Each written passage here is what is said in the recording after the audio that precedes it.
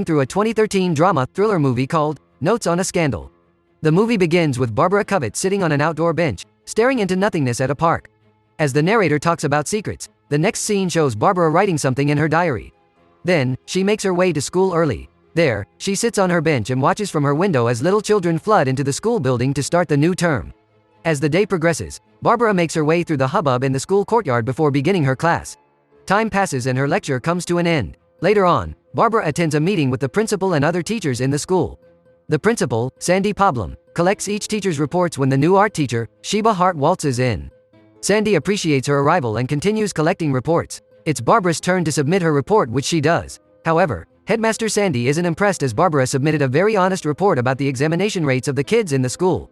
Barbara acts unfazed at the headmaster's disappointment in her report as the next scene transitions. In the next scene, Barbara watches the new art teacher, Sheba, scold some children in the yard outside. After carefully noticing the way Sheba handled the children, she concludes that Sheba is a fey person.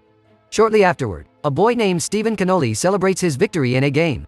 However, Barbara scolds him. Meanwhile, Sheba stares at the boy as he scurries along. As a couple of scenes pass by, Barbara narrates how everyone liked flocking around the new art teacher.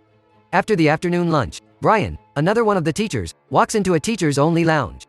There, he complains about the unruly behavior of the children. The other teachers there tease him a bit when Bill, one of the teachers, makes a comment about Sheba being the headmaster the next year. Amidst taking coffee, they discuss inflation. In the next scene, Barbara witnesses a fight and sees Sheba trying to stop the fight. Barbara joins in and stops the fight. Shortly afterward, she chastises the culprits, Davis and Stephen Cannoli, and settles things finally with Sheba present.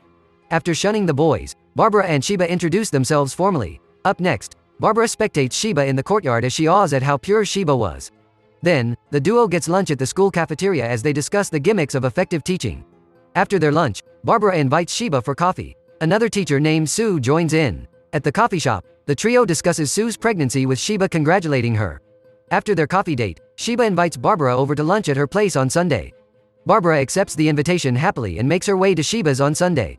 She arrives at Sheba's and meets her older husband, Richard. He invites her in and makes her comfortable by offering her a drink. Barbara settles down on the couch where she meets Polly Hart, the daughter of the house. She discusses a little with Polly as Richard brings in the drink. After another short discussion, Sheba's son runs into the living room. Shortly afterward, lunch is ready and they get down to business. At lunch, Richard's son, Benjamin Hart, talks about his new role of being a wizard in the school play. After lunch, the family dances to some country music. Barbara sits down and watches the family dance. A little while later, Richard cajoles Barbara into dancing and she succumbs. After their dance, Sheba shows Barbara an old house she called her former studio. Barbara checks out the pictures as they discuss some of their past experiences. Barbara comforts Sheba, who feels she's not up to being a teacher and a wife. Further, into their conversation, Barbara opens up completely to Sheba, who is happy over finally making friends with Sheba. The next day, Sheba and Barbara sit next to each other in a teacher's meeting. Barbara narrates how well the two of them would fare as friends. The next scene shows a set of pupils singing a song in the auditorium.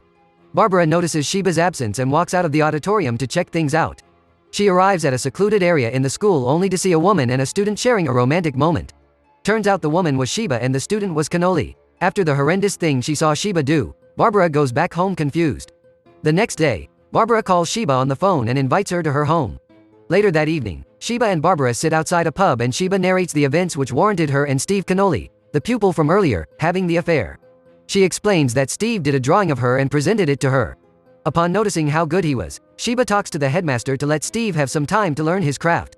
After a few days of teaching Davis, Sheba makes the mistake of touching Davis's hair during their private lessons. This charms Davis, causing him to chase after his art teacher till she finally succumbs to his charm.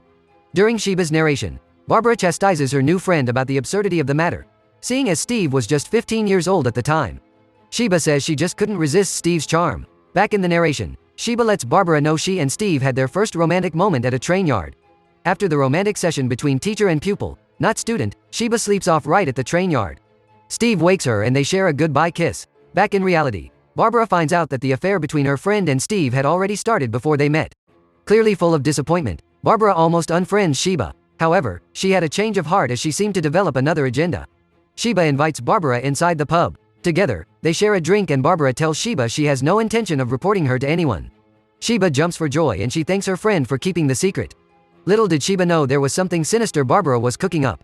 Later on, Barbara and Sheba leave the pub to walk back to their homes. On their way, Sheba meets Barbara's cat and marvels at the beauty. Sheba makes her way into her home and plays with her husband, Richard. Then, she goes to her daughter, Polly's, bedroom only to find her crying. Sheba comforts her daughter over her troubles as the scene comes to an end.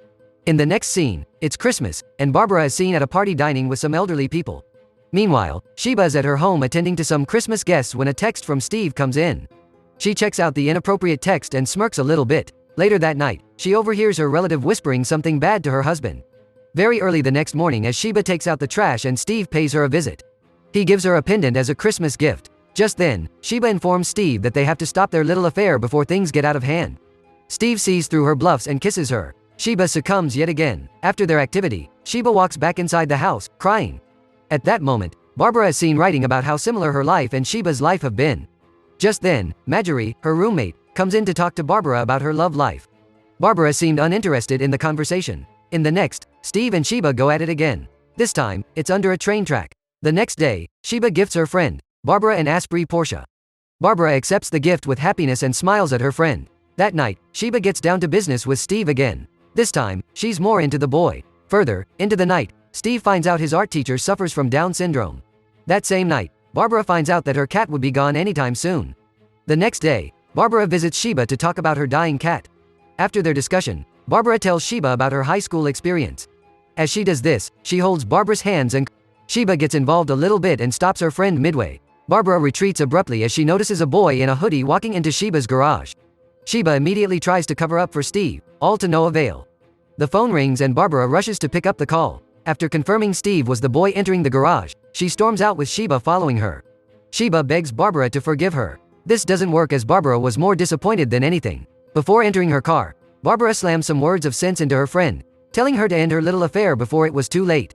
Sheba immediately springs to action as she rides her bike to Steve's house.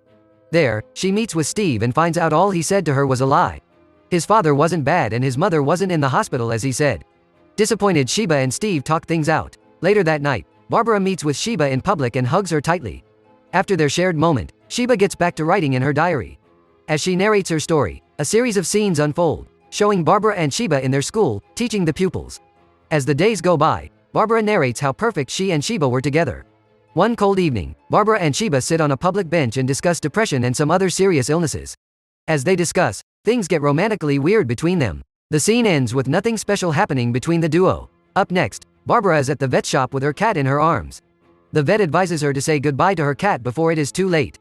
Barbara cries and runs outside to see Sheba and her family in their car. She hugs Sheba and tells her she has to attend her son's play. Barbara gets angry and tries to blackmail Sheba into staying with her instead of attending her son's play.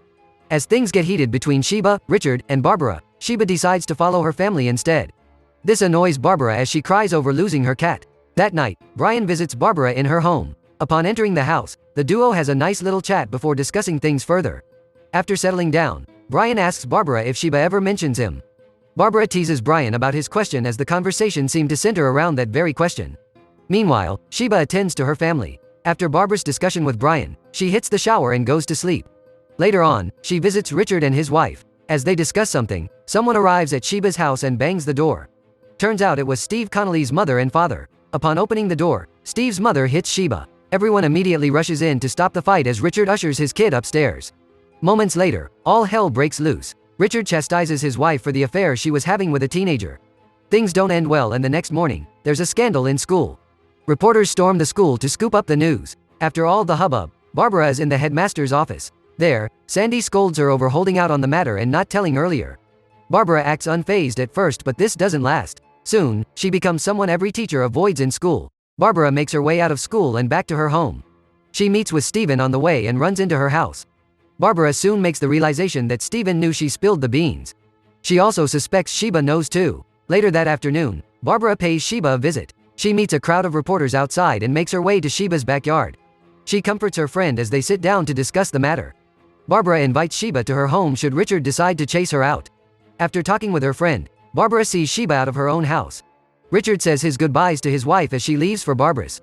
Some time passes and the reporters don't go away. Barbara narrates how well her secret agenda was playing out. Unfortunately for Barbara, while she's away, Sheba finds a letter her friend threw in the trash. Upon realizing something, she searches the room desperately to find out Barbara's diary. Upon finding Barbara's diary, she reads it and finds out everything. In the evening, Barbara returns home and finds out that she's been made. The duo gets into an argument which escalates into Sheba hitting Barbara. Moments later, Sheba walks out to meet the press for the first time. That evening, things settle down a bit with Barbara and Sheba sorting things out. Shortly afterward, Sheba leaves for her home. Upon arriving there, she meets with her husband. In the next scene, Barbara sees someone reading a newspaper report on Sheba's sentence. She approaches the person and discusses her relationship with Sheba. The movie ends as Barbara introduces herself to the lady who was named Annabelle. Apparently, Barbara was up to ruining another woman's life yet again. Only time will tell if this time, the weirdo will be caught or not.